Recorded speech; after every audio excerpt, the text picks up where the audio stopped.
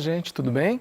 Sou Alexandre, professor de Sociologia. A gente vai falar hoje sobre pandemia e sociedade. O PET 4 todo está falando bastante sobre pandemia. E aqui a gente vai falar, a partir de um ponto. Essa aula está acontecendo já quando a gente já chegou a esse patamar aqui. Passamos de 130 mil mortes por conta do Covid-19. É obviamente que o Covid-19, quando a gente vai tratar sobre esse assunto, a gente está tratando sobre saúde. Mas a gente vai falar um pouquinho sobre trabalho e educação, porque esses são os tópicos do nosso PET, do momento, no PET 4. E é importante lembrar que a gente está numa aula preparatória, para o Enem. E o que cai no Enem? No Enem cai sempre a atualidade.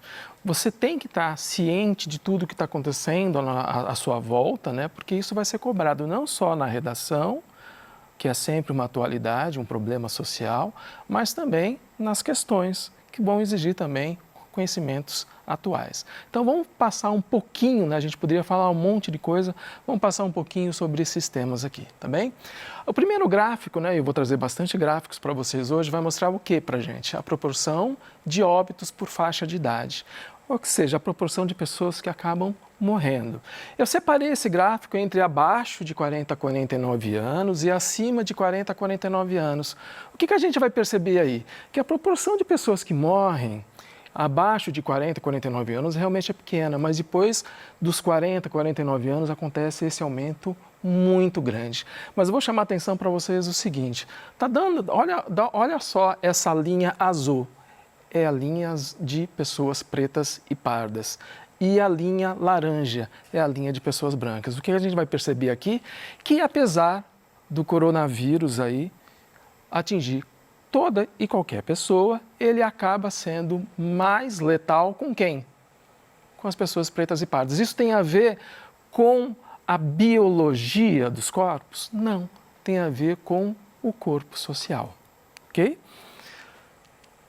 Seguindo mais aqui à frente, esse é o impacto que a gente já vai perceber agora, a hora que a gente já ultrapassou as 130 mil mortes.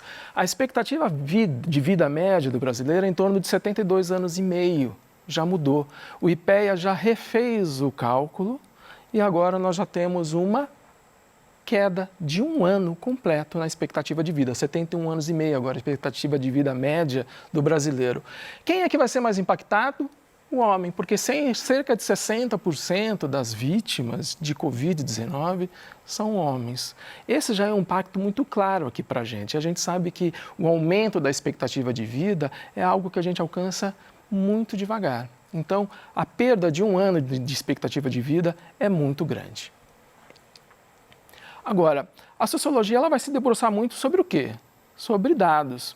E não acabou ainda. A pandemia está aí, o isolamento ainda está aí, não se achou a vacina ainda, não se achou a cura. Então a coisa ainda está acontecendo, mas a gente já sabe de alguns indícios, de alguns números que a gente tem, que acabou afetando também a violência contra a mulher, acabou afetando no número de abuso de menores, acabou afetando também na depressão, nos relacionamentos, nas doenças crônicas. Tudo isso daí, depois que a gente passar de tudo isso, a gente vai precisar se debruçar para entender melhor e perceber como que isso vai afetar de maneira diferente as pessoas durante esse processo aqui. Olha só, o primeiro gráfico que eu trouxe aqui para vocês é uma proporção de óbitos e de pessoas recuperadas. Olha só, o que está de verde aqui são as pessoas que pegaram o coronavírus, ficaram com Covid e conseguiram se recuperar. Em vermelho está aqueles que, infelizmente, acabaram por morrer. O que a gente vai perceber aí? Que, independentemente se a pessoa foi tratada na enfermaria ou se foi tratada na UTI, a gente vai perceber que existe uma chance muito maior de morte, de óbito, uma proporção muito maior de morte, de óbito, se a pessoa for preta ou parda. Se a pessoa for branca, independentemente se é de enfermaria em UTI, a chance de recuperação é maior. Perceba que o vírus ele não escolhe pessoa branca ou pessoa preta ou parda. Percebe então que é a maneira com que a gente se constitui socialmente que vai fazer esses números serem diferentes, e não a ação do vírus. Então, o que eu estou tentando trazer para vocês é um conceito que eu já trouxe para vocês lá no PET 3, quando eu comecei a falar com vocês sobre violência. Quando eu falei sobre violência, eu falei que a violência aqui no Brasil, ela se dá em níveis epidêmicos.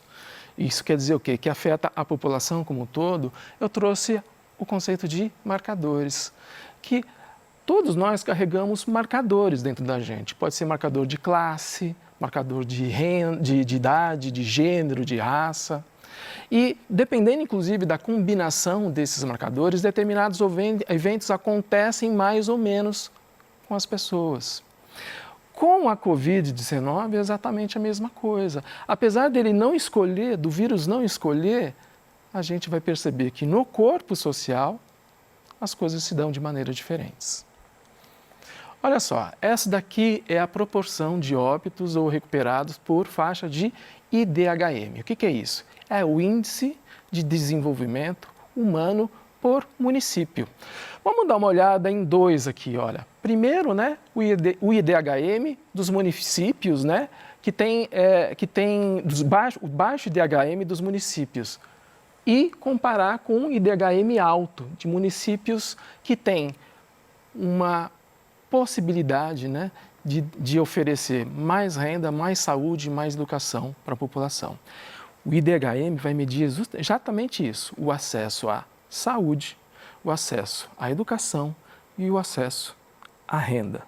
O que a gente vai perceber é que cidades que têm IDHM alto têm o índice, uma proporção de óbitos muito inferior, metade do que acontece naquelas cidades onde o acesso à renda, o acesso à saúde e o acesso à educação é pequeno.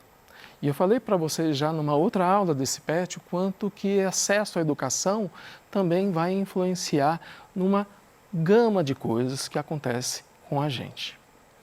Olha só, esse aqui também é o gráfico que vai mostrar, né, as pessoas em verde, aqueles que tiveram Covid, mas se recuperaram, e em vermelho, aqueles que tiveram Covid e faleceram. Você consegue perceber que por mais que o vírus não atua, não escolhe, a gente vai perceber uma diferença muito grande com relação ao marcador que a gente está trabalhando no PET 4, que é a escolaridade? Dá uma olhada aqui, na primeira barrinha, são pessoas sem escolaridade. Olha só o percentual de óbitos lá, a proporção de óbitos, 71,3%.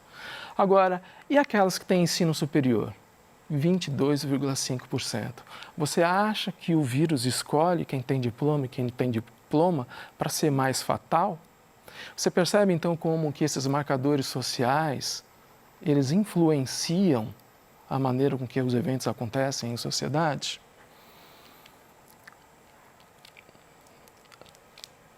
E aí a gente começa então a falar sobre educação, porque se é uma coisa que foi afetada durante esse período, foi justamente a educação. Então a gente percebe que no dia 18, aqui em Minas Gerais, no dia 18 de março, a gente começou um período de isolamento. As aulas foram encerradas nas escolas e a gente começou com o ensino remoto, se não me engano, por volta da primeira quinzena ainda de maio. Olha só, o IPEA ele fez um levantamento interessante que procurou saber quantas pessoas, quantos estudantes não têm acesso à internet? Porque quando a gente vai falar de ensino remoto, a gente vai falar o quê? De acesso à internet. Ele fez esse levantamento e chegou à seguinte conclusão: cerca de 12% dos estudantes no Brasil não têm acesso nenhum à internet. Quantas pessoas são? Em torno de 6 milhões de estudantes que não têm acesso à internet.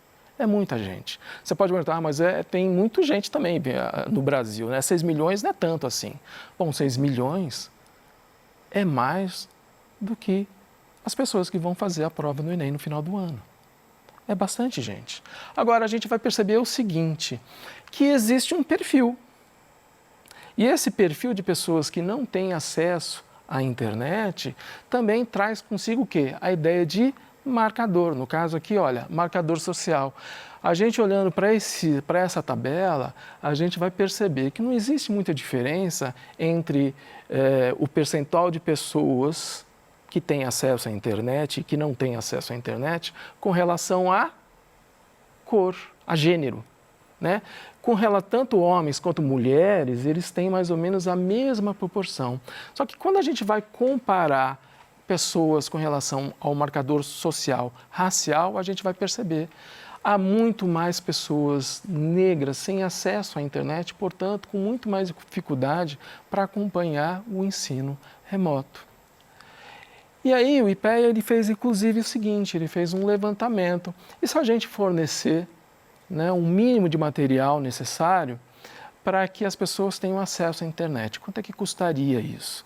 Custaria mais ou menos 4 bilhões, 3,8, 4 bilhões de reais, para que fornecer o mínimo possível para que essas pessoas pudessem acompanhar o ensino remoto. O que é 4 bilhões de reais? É muito dinheiro. Para efeito de comparação, é 3 vezes mais do que se investe em livros didáticos no Brasil para todas as escolas, para todos os alunos. Mas a gente precisa lembrar que a tecnologia ela não resolve os problemas das desigualdades, das diferenças que já existiam antes, dos problemas sociais anteriores. Olha só, a tecnologia não resolve o espaço inadequado para estudo, não resolve o tempo disponível que as pessoas vão ter para fazer esse ensino remoto. A questão do trabalho, a gente sabe que o trabalho foi muito afetado durante esse período de Covid. Não resolve a questão da pobreza, não resolve a questão da falta de estrutura e de apoio familiar para os estudantes começarem a estudar. Percebe, então, que a tecnologia, o ensino remoto, ela não trouxe o problema, ela evidenciou um problema que é anterior, de desigualdade social. Eu trouxe esse quadro porque a gente já trabalhou esse quadro durante esse PET, porque ele vai mostrar para a gente o seguinte: por que as pessoas deixam de estudar? Olha só, lá em cima, no total 1, o que a gente tem ali? Que em torno de 40%, 39,1% das pessoas deixam de estudar porque precisam arrumar o que comer, precisa trabalhar, precisa sobreviver. Então, obviamente que durante esse processo de pandemia, onde o trabalho foi muito afetado, isso também vai se dar no ensino remoto. E aí que a gente percebe ainda mais a importância do ensino remoto e da gente continuar com esse ensino acontecendo, mesmo com todas essas dificuldades que a gente vem encontrando. É bom a gente lembrar que a educação, apesar de ser uma condição sine qua non para a diminuição das desigualdades, conforme, né, Miguel Arroyo deixa isso bem claro, né, para a gente, ele fala o seguinte, né, o Miguel Arroyo é um estudioso aí da área da educação. Ele vai falar, não coloquem na escola, apesar dela ser necessária, não coloquem na escola toda a responsabilidade de acabar com a desigualdade. Por quê? Porque, trazendo novamente a ideia de Pierre Bourdieu, que eu já trabalhei com vocês no PET passado, a ideia de que a escola ela reproduz desigualdades. Por quê? Porque ela é fruto também dessas desigualdades. Então, não é a educação remota que vai acabar com todas essas desigualdades que já existiam anteriormente. Aqui a gente vai falar então um pouquinho sobre trabalho, porque é extremamente importante a gente entender essa questão do número de empregos. Olha só, esse gráfico é do IBGE também, desse ano, 2020, e já coloca então aqui a questão das pessoas desempregadas no Brasil já junto com a Covid-19. Dá uma olhada aqui, olha. A partir de 2015, a gente percebe o quê? Um aumento no número de pessoas desempregadas. Mas quando a gente vai dar uma olhada lá em 2017, a gente percebe que de 2017 para frente, até agora, houve um pequeno sobe e desce. Mas eu fiz esse desenhozinho aí, que é esse pontilhado, para tentar mostrar que apesar de subir e descer um pouquinho, continua tudo mais ou menos igual. Não há grandes diferenças, tá? Veja bem, marca aí. Esse é o gráfico que mostra o número de pessoas desempregadas, ok? Ok. Agora vamos para um outro gráfico, você vai ver a diferença. Aqui está o número de pessoas empregadas. Não estou falando mais dos empregados, estou falando das pessoas empregadas no Brasil. Dá uma olhada no que acontece em 2020. Olha a queda que aconteceu. Caiu de mais ou menos 94 milhões de pessoas empregadas para quase 86 milhões de pessoas empregadas. A gente está falando aí, ó, de 8 milhões de pessoas que deixaram de trabalhar? Ué, mas no gráfico anterior isso não mostrava isso? Então vamos entender, porque o impacto da Covid no emprego foi gigantesco. Ele está sendo mostrado aqui nesse gráfico. É essa queda que tem aqui no final. Para a gente entender um pouquinho isso, a gente precisa entender o conceito de pessoa desempregada. O que o IBGE define como pessoa desempregada? É aquela que tem acima de 14 anos, né? Não está trabalhando, está procurando emprego e, se o emprego surgir, ele vai ter disponibilidade para assumir esse emprego. Ok? Então, veja só, não é todo mundo que não está trabalhando que vai entrar tecnicamente nessa definição de pessoa desempregada. Se a pessoa não estiver procurando, por exemplo, ela não entra no índice de desemprego. Então, vamos para frente aqui. Aqui, então, vai mostrar uma variação do trimestre entre março e maio de 2020. Olha só o que aconteceu. 7,8 milhões de postos de trabalho foram perdidos. Quase 8 milhões de postos de trabalho foram perdidos. É aquela queda que eu mostrei para vocês aqui, olha. Mas quando a gente vai ver o número de pessoas oficialmente desempregadas através dos dados do IBGE, a gente vai ver 368 mil pessoas só. E essa diferença aí de 368 mil e esses 7,8 milhões? Porque o que aconteceu? Aconteceu que as pessoas, durante o período de isolamento, apesar de terem ficado desempregadas, não terem mais o emprego, não terem mais os postos de trabalho, elas não tinham a possibilidade de sair para procurar emprego, muitas vezes por ter aderido ao isolamento, ou simplesmente por não ter o emprego. Não poder assumir, inclusive, o emprego que tinha. Por exemplo, precisa cuidar dos mais velhos, precisa cuidar das crianças. Então, isso acaba não aparecendo no número de pessoas desempregadas. Mas olha só o impacto que teve. E aqui, cabe também a gente falar um pouquinho sobre trabalho remoto. Veja novamente como os marcadores acabam influenciando, né? Durante esse período, vamos trabalhar em casa, vamos fazer o trabalho remoto, é uma coisa que surgiu bastante, né, durante essa época. Mas quem é que tem essa possibilidade? A gente vai perceber aqui, olha, que a grande maioria, o grande percentual de pessoas que pôde fazer o trabalho remoto, quem é? Aquelas pessoas que têm ensino superior completo ou pós-graduação. Percebe como um marcador educacional faz diferença novamente aí? E aqui eu vou trazer um último gráfico para vocês, que é o gráfico de pessoas desalentadas. O que é desalentada? São pessoas que perderam a esperança. A esperança do quê? De conseguir emprego. Percebe que desde lá 2016 vem aumentando esse gráfico? Vem aumentando, até que chega em 2020, o aumento é muito grande. Olha lá na pontinha do gráfico. São 5,4 milhões de pessoas que simplesmente perderam a esperança de conseguir um emprego. Não podem estar fazendo o quê, então, se elas estão desempregadas e não estão procurando emprego? Pode estar fazendo um monte de coisa. Pode estar estudando, se preparando para conseguir emprego mais futuramente. Pode ser que simplesmente fez uma nova reorganização na família, então eu não vou mais procurar emprego porque eu não estou conseguindo, mas eu vou tomar conta dos seus filhos, porque o tio está conseguindo trabalhar, o irmão está conseguindo trabalhar e por aí vai. Mas isso é um dado extremamente triste para o Brasil e mostra como que isso impactou, né, demais aqui no Brasil, onde nós temos 5,4 milhões de pessoas que simplesmente não conseguem trabalhar. Okay? Eu gostaria de deixar claro para vocês que esses dados, eles ainda estão acontecendo. A gente ainda vai precisar se debruçar muito sobre esses números para entender qual que foi o impacto no corpo social. Isso que eu gostaria de deixar claro também para vocês. Tudo que acontece na sociedade, por mais que seja um agente biológico, por mais que seja uma doença, vai afetar o corpo social de maneira diferente. Portanto, se a gente quer resolver os problemas, mesmo que seja um problema de saúde, a gente precisa resolver também os problemas de desigualdade. ok?